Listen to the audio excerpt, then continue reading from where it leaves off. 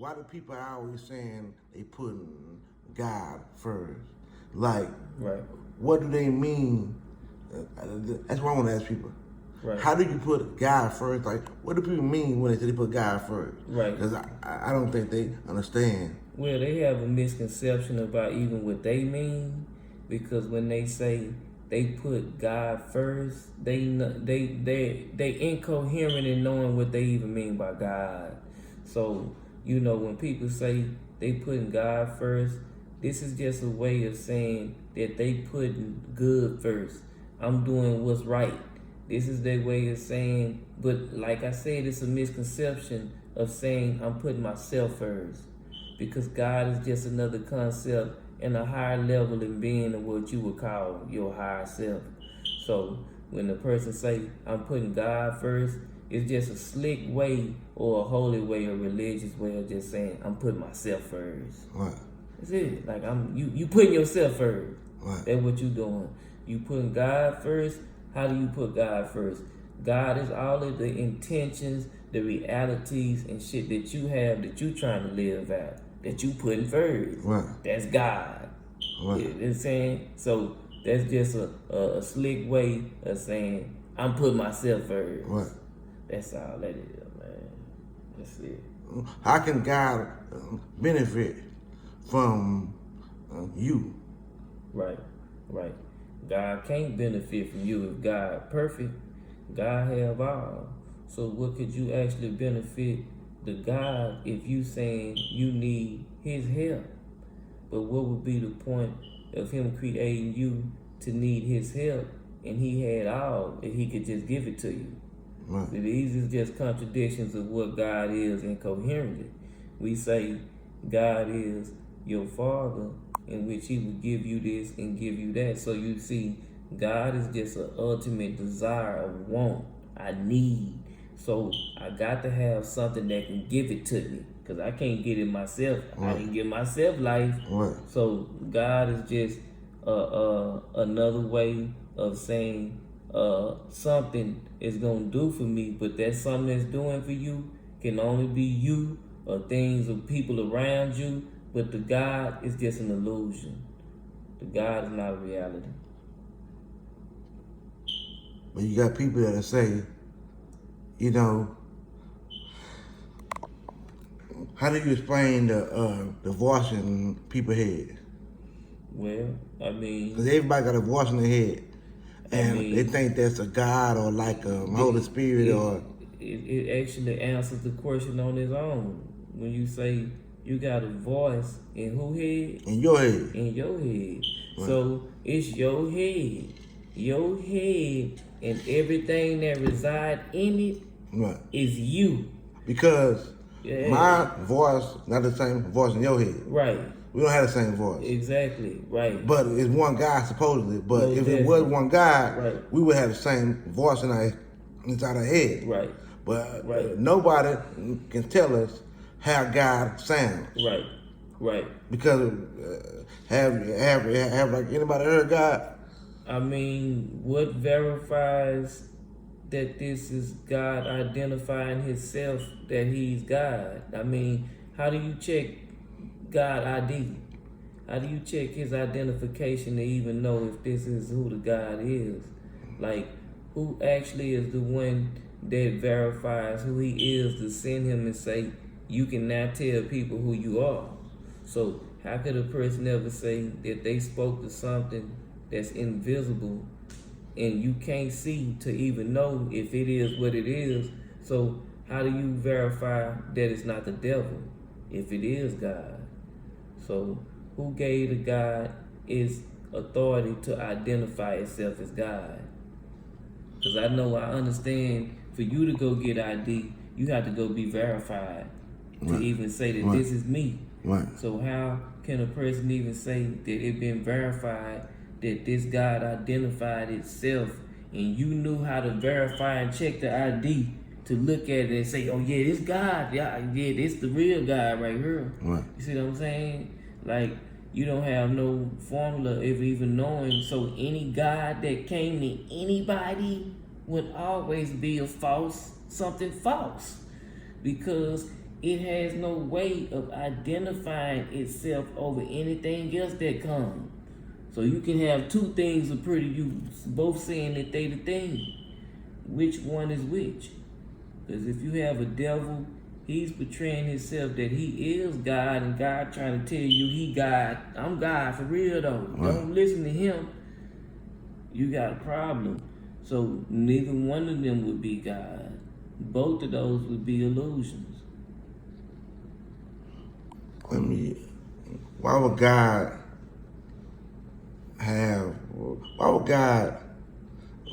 let man, his love, his children he loves so much, struggle so much, if like that's not his will? His will is for that we all make it into the kingdom. So what's going on? Why are we struggling? That's why you know that that's a lie.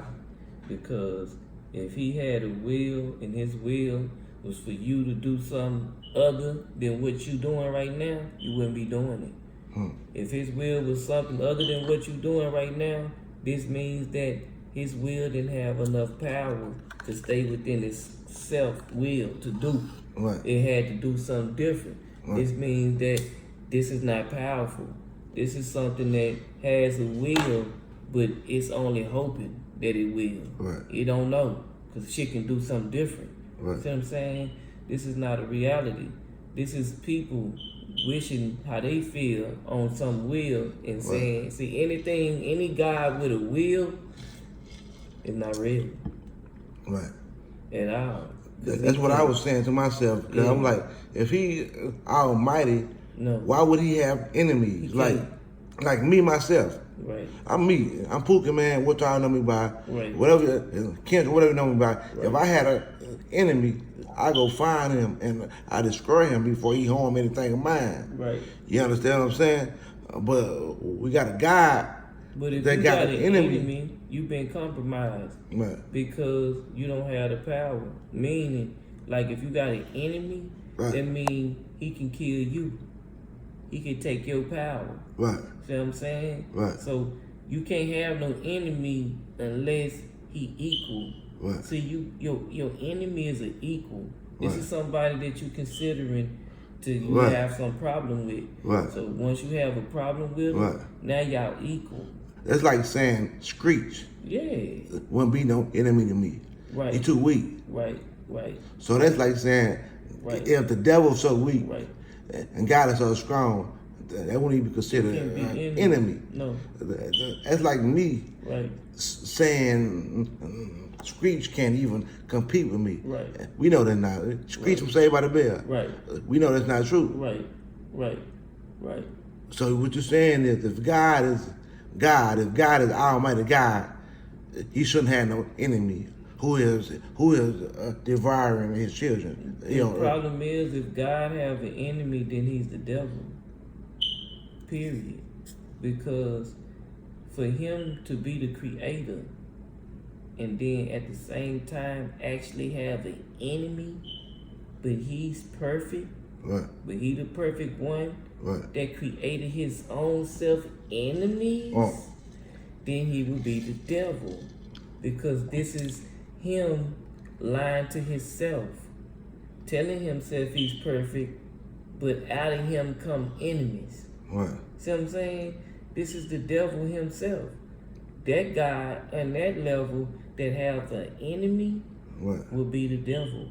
Because the same reflection from the God having an enemy create that same Satan.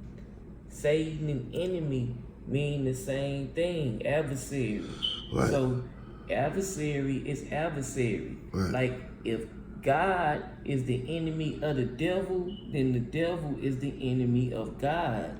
It make them both be the same thing. So they both will be an enemy.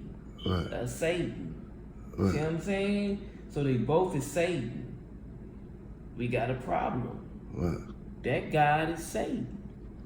Either way. So how you feel about people who think God see everything, right? God see everything, right? Does God see everything? What you have is people. Like, you see everything you doing. I see everything that I'm doing. Right. But a God that sees everything would be the devil. Period. I said that to say because God inside the room, if he see everything and he all powerful, he almighty, God is inside the room when little girls get molested. It would be the devil. God is also there when you have a car wreck. He would be the devil. That God in that level is a contradiction of being all loving. Because like all loving means like you have to do acts of love. But then if you there to see all the acts of carnage and Right. then it's part of your doing, then you creating havoc in people's lives. So this creates you as an enemy and destruction to people. Right. This show you as being the devil himself. Right. Because like once again, you omnipresent. This means you always present in anything that occur. Like you say, you have a little girl that's getting raped. God is actually there while the devil making the girl get raped and all this. Right. He's standing right there on the spot too. So Right. now they both have become So you think God's omnipresent. saying rape are good? That's the thing. Like, what is God saying when he's saying this? He's saying, if he's saying anything, is that he allowing it to happen, right? But him being the creator, Right. mean he created it Right. to happen. Right. This gonna turn him out to be the devil. Why would? But you got people who say that made them get stronger, or that made them get closer to God. No, it only made it only made the God be more drummified. Like, it only gave God more reason to say that the test was to make you greater. But what did it make him? See, the reason ain't you created yourself for you to get stronger. So if God created you to get stronger, then who was he? Because him even wanting to see this and calling this forth from you means it's not something complete in him. He have to be trying to grow himself to even be wanting to see something grow. See, it wouldn't be a reason for a complete, perfect God to come and create something that's incomplete and then try to grow it and it's perfect. Right. It's like playing games at this point. Right. So for God to even create anything that have adversity and stand on the side of it and say he's perfect, this kind of create God as an asshole, because this guy think he better than everybody else and everything else, but then he perfect, but he created shit fucked up. Right. See what I'm saying? But a lot of people gonna say, a lot of dummies gonna say that. Because that's dumb to say that like Adam fucked up. Right. How can a God allow a man to fuck something up? Right.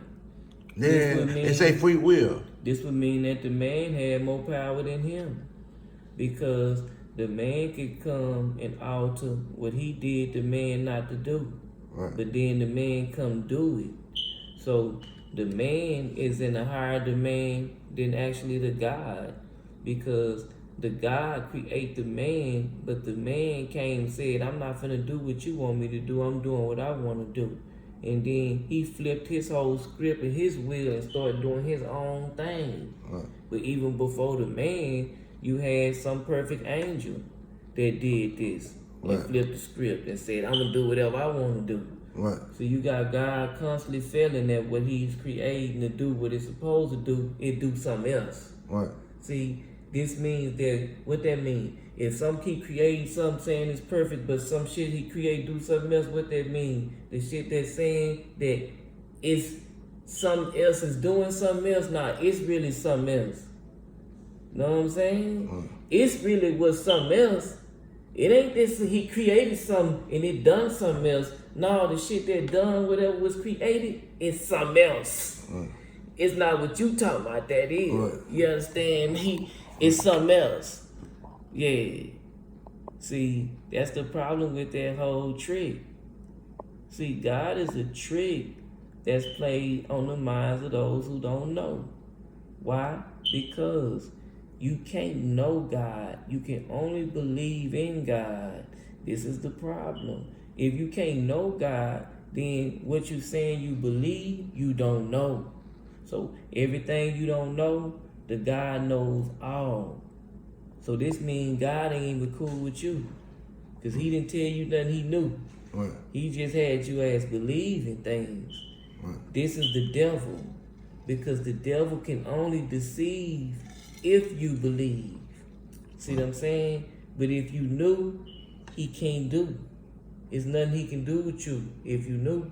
But being that you don't, you believe, so you be deceived. That's the devil. This is the enemy of man. Because man is the mind. It's the enemy of the mind. Mind is to know. Mind is not to believe shit.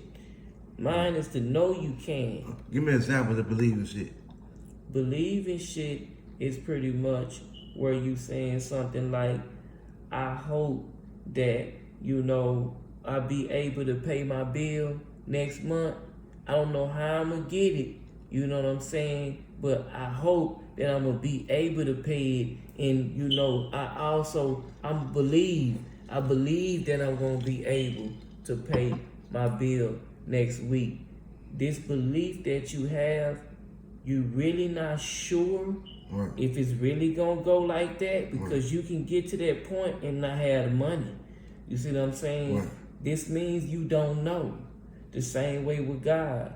God is like trying to believe you're going to pay your bill without having the money.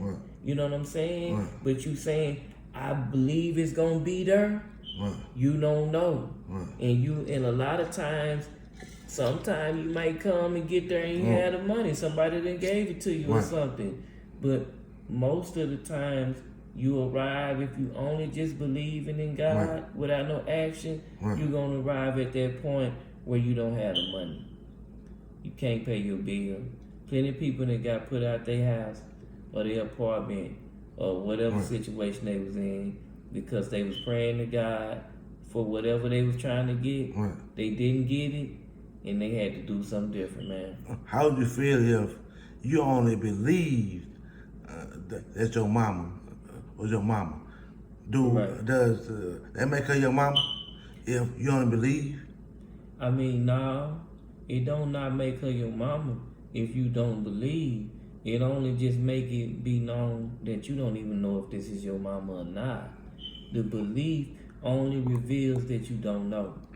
The belief doesn't reveal that you have some type of formula of relating with what it is that you believe. This is something that you just have in your mind, but you don't have it in the reality. This is illusion. This is the definition of illusion. Something that you have in your mind that's not in your reality. So the illusion of God is the concept that he's there, that you've never seen, but then you have a problem with he. Because why is he, and who is he? Because is he Allah? Is he Buddha? Is he Krishna? Is he, what avatar is he? Which one is we speaking about? So you don't know if he Jesus, if he Yahweh, if he the Tetragrammaton, if he Amen Ra. Who is he? You don't know who he is. This is a problem. So God can't be the same thing throughout all history of recorded time where man has had a worship of different detailed deities with different names. So who is he? Nobody knows, but everybody knows so well. So that's belief. Some you know so well that you don't know, you only believe.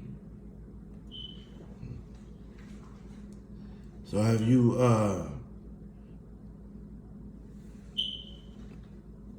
so how you feel about, you got people that say God heard my prayers. Right.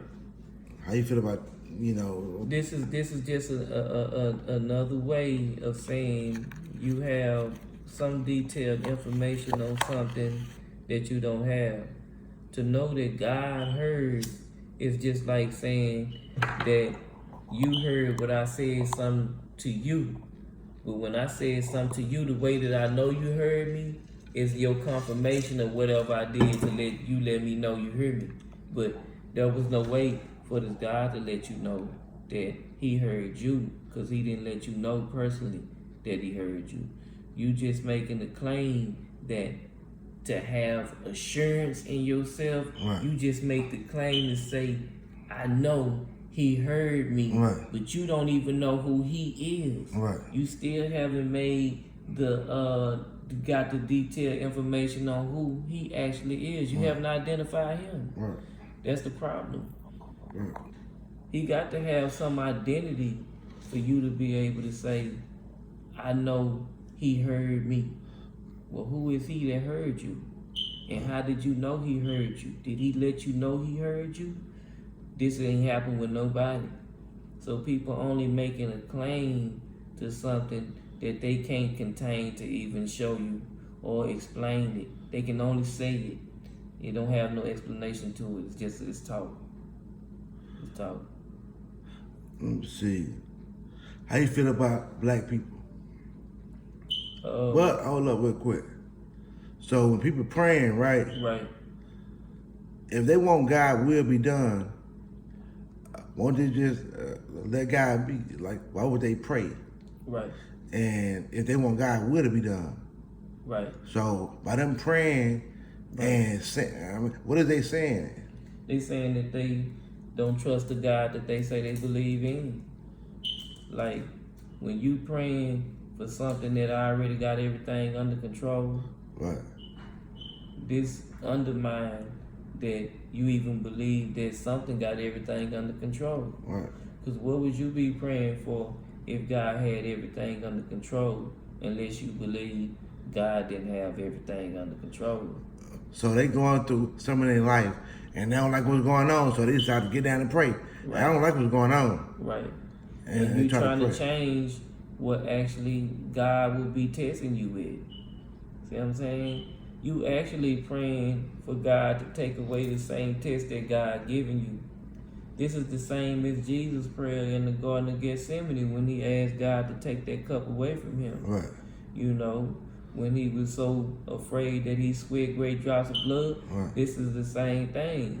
He didn't want something. He wanted it to be taken away from him. So in that prayer, but did that prayer get answered? No. No. No. What does that mean? If even the Son of God prayer to take somebody in his life. I mean, you got people been on drugs 20 years asking God to deliver him. Right. But then you have a nigga 3-4 years who ain't even into the God shit like that. Right. And he can get off drugs. Man, they don't understand the whole terminology of being delivered, of delivery. Once you was delivered as a baby and you grew up, when you grew up, the only delivery you could have was you being delivered by your own mind. There is no point of delivery through something beyond who you are. If it's some form of delivery beyond you, then none of this ever was your fault. It never had nothing to do with you or what you could do wrong or what you could do right. If you could just go to something and pray everything away, none of this shit would have meaning. If prayer is a reality, none of this has meaning, because the prayer will be what it means. Everybody be good. This would be heaven. Everybody, yeah. This would be heaven. If prayer was answered, this would be heaven. If prayer was real, it would, because people will come back to life, you know. Yeah. It won't be nothing breathing machine. They'll come off that shit. Hey man, what prayer revealed and what's going on in the world is that people praying for a bunch of evil shit. Oh yeah, like what? Just saying, like, if you have people that believe in God and they praying, Right. This means most of the evil shit that happened can't happen, right? Right. So if you see all this evil shit happening, Right. but everybody praying for everything good, Right. right? It undermines the whole point of prayer. It shows that none of it don't work because everything is still occurring, even with the prayer. So what would be the meaning of the prayer if the prayer didn't intervene with cancer, didn't intervene with different diseases and rape and different murders and killings and different things like this? Right. It doesn't intervene with any of them things that's going on. The kids, you know, While the people praying you and know, shit. you got people who pray over the children. Right. You know what? Right. Children in jail right now. Right. You know what I'm saying? Just like a lot of us was in jail at the same age. Right. You dig what I'm saying? Right. The prayer didn't stop you from going to jail. Right. The prayer didn't. Okay. Yeah, people who pray that their son come home safe, and their son is dead. Right. Right. You know what I mean? So them prayers didn't work. No. So when people go to the doctor and they tell them they got cancer, then they do chemotherapy and they find out, oh, they ain't got cancer no more, and they live for 30 more years. It's reverse psychology. Is that man. God? No, that's reverse psychology because you reversing the psychology of reality by giving something to prayer in the event that some good happened. But in the event that it go the other way, then it's a different reason for the will of God. But in the event that some good happened, my prayer answered. Right. In the event that something bad happens still, then it wasn't the prayer. This is just God do everything for a reason. Right. See, this is reverse psychology on reality. This ain't reality. The reality is that prayer didn't actually change or bring a person back or none of that. Or change a flat. Have prayer ever brought a dead person back to life? Prayer never brought a dead person back Outside to of the life. Bible. Prayer never. That's what we read that at. See, the thing is that when we talk about prayer bringing somebody back to life, we're not talking about a person being in a position where they lose their breath. They go out of breath and being brought back into breath. Not that. Right. I'm talking about death. Right. For real death. Right. Well, they had a funeral and everything. If prayer real, we ain't talking about. We talking about him dying all the way, being buried, all of that. Right. And your prayer can bring him up out that ground. Right. I ain't talking about with no help of no shovels or none of that shit. You understand? Right. Like just the power of your prayer Right. can bring him back up out the ground. Right. You see what I'm saying? Right. This is not reality, man. Right. It's simply not reality. So, what we do is we give reverse psychology to reality and we call it prayer. And we say that prayer is a reality. But the reality is it's not prayer. Because you can't pray death away. This tells you that which everybody got to experience this. So how can you pray it away? How can you stop it? But I thought Jesus destroyed the works of the devil. So what we dying for? If the works of the devil is destroyed, that's death. And if Jesus came and died for us, then we still shouldn't be in the position where we having to die. Because unless the works of the devil are still in effect. So this showed that his effect on the works and his death didn't have no effect on the works of the devil. Because the devil is still in effect because death is still in effect. So what did his death do for stopping the works of death? Absolutely nothing. So we got 5 more minutes left, right? So may I ask you something? What do you do? What do you tell the black people, so-called black people, the melanated, the brother with the brown skin, light skin, a matter of fact, all people. I was just gonna say the same thing we tell everybody else. You know what I'm saying? You know what I'm saying? You tell them what's real. Because the thing is For the rest that, of the year, like, right. how should they end their year? Hey man, I mean, you definitely have to end your year with what's gonna how your year gonna be beneficial to you. You can do what's beneficial to you and what's beneficial for you, but how is it beneficial for the world? So like, if it's according to what you're working in tandem with. You might have the knowledge and wisdom at this point to uplift yourself.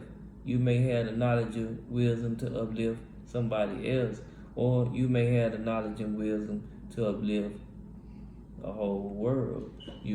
It's just according to what you putting your energy into and what we coming to the table to do. So like, I feel like we coming to the table to uplift ourselves, uplift other selves, and uplift the world. So it's not aimed particularly at the black, aimed particularly at the white.